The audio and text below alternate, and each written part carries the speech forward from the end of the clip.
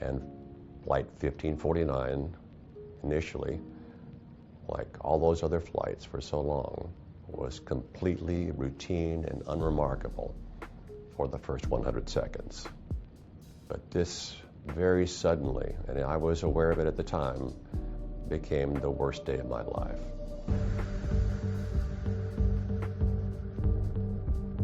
We were traveling at that point 316 feet per second. So I saw the birds about 3 football field lengths ahead, but not enough time to maneuver away from them. And then they filled the windscreen as if it were a Hitchcock film. And this was a large flock of large birds. The species Canada geese, they weigh 8 or 10, sometimes 12 pounds. They have 5 foot or 6 foot wingspans. And they struck the airplane along the leading edges of the wings, the nose, and into the center, the core of both jet engines. Now, jet engines are turbines. They're finely balanced machinery spinning at tens of thousands of revolutions per minute, and having a 10-pound object or two go through each of them in the center, the core of the engine, is incredibly damaging and disruptive. Immediately I could hear terrible noises from the machinery being damaged I'd never heard in an airplane before. I could feel terrible vibrations I'd never felt in an airplane before. And then I received confirmation of what I believed had happened when I could smell coming into the cabin air the burning bird odor from the engines. And then the thrust loss was sudden, complete, symmetrical bilaterally, both engines at once. It felt as if the bottom had fallen out of our world. And my body responded immediately in a very normal human way to this sudden life-threatening stress. I was aware of that as it happened. I could feel my pulse shoot up, my blood pressure spike, my perceptual field narrow in tunnel vision because of the stress. I remember vividly my first 3 conscious thoughts. This can't be happening. Having read about many accident flights, a very typical response rooted in disbelief, followed immediately by, this doesn't happen to me. In other words, for over 4 decades, I had never been so challenged in an airplane I doubted the outcome. Followed immediately by a realization that unlike all those other flights I'd had for 42 years, this one probably would not end on a runway with the aircraft undamaged. And I was okay with that, as long as I could solve the problem. And so even though we'd never trained for this, in flight simulators of the airline, it was not possible to practice a water landing. They aren't programmed for it. The only training we'd ever gotten for a water landing was a theoretical classroom discussion. But because I had learned my craft so well, I knew my airplane and my profession so intimately, I could set clear priorities. And so I chose to do only the highest priority items. And then I had the discipline to ignore everything I did not have time to do as being only distractions and potential detriments to our performance. You see, I'm also well-read, and so I knew the neurobiology. I knew that multitasking is a myth, that when we think we're multitasking, what we are in fact doing is switching rapidly between tasks, not doing either of them well. And so I chose not to try to do too much. Within a few seconds, by memory, I had taken the first 2 remedial actions that we would eventually get to on the checklist over a minute later, over a third of the way through the remaining flight time. But I needed those actions to be effective immediately and not to wait. I turned on the engine ignition so if the engines could recover, they would. And I started the airplane's auxiliary power unit. I knew it was only a matter of a few minutes before our flight path intersected the surface of the Earth. I had to choose the best possible place for that to happen. Having flown into New York many times, I knew that there were only 3 options.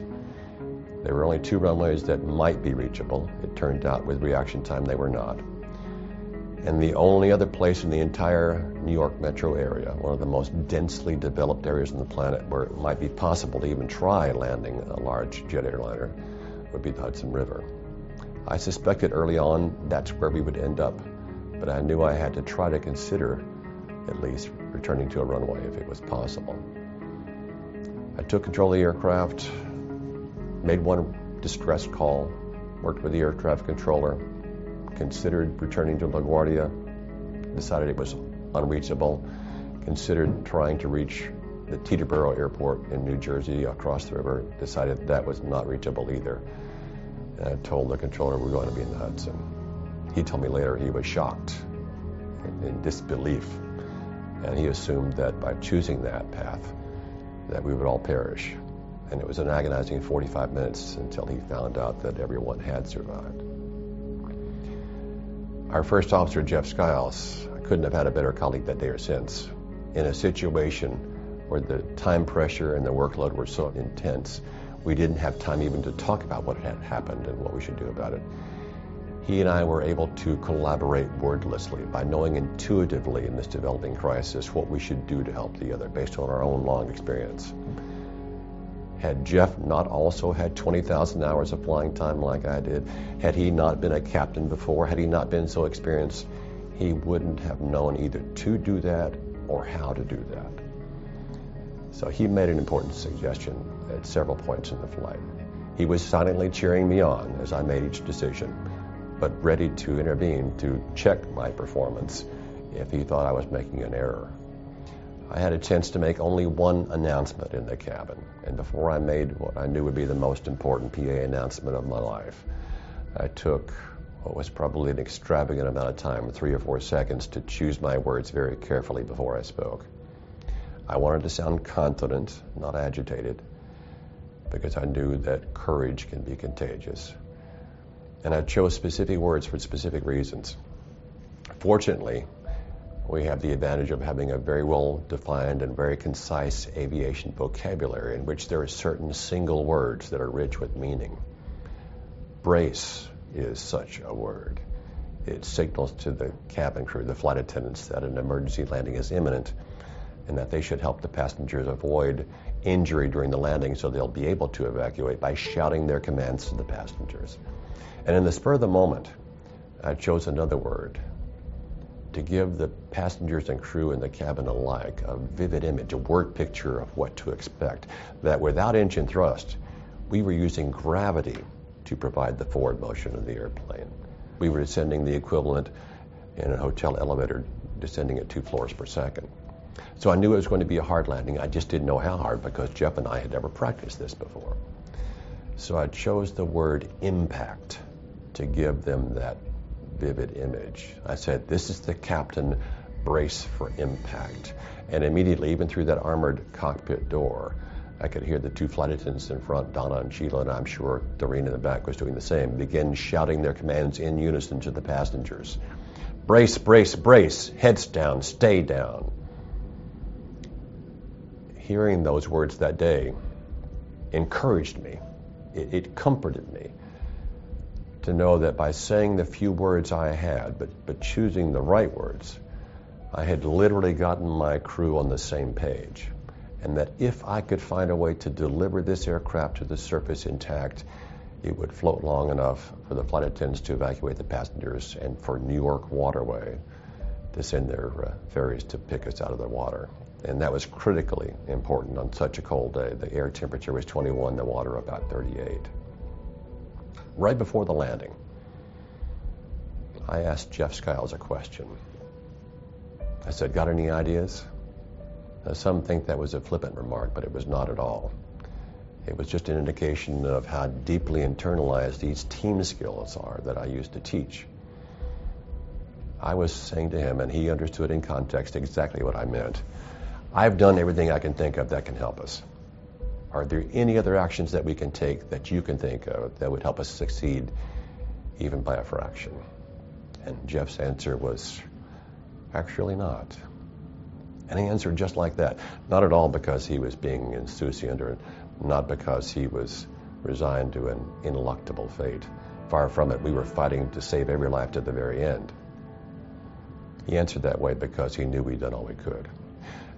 The fact that we could have that exchange just before the emergency landing of a lifetime is one of the more remarkable things about this flight and this crew and our diligence, our dedication to never give up, to try to save every life, to do everything we possibly could. And then finally, as we were approaching the water, again, Jeff collaborated with me wordlessly. He knew that the final critical maneuver was for me to try to judge visually, looking at this featureless water terrain ahead, where depth perception is inherently difficult, the height at which to begin raising the nose, to begin the landing, to trade some of our forward motion for a reduced rate of descent at touchdown, and to achieve the proper slightly nose-up attitude as we touched the water.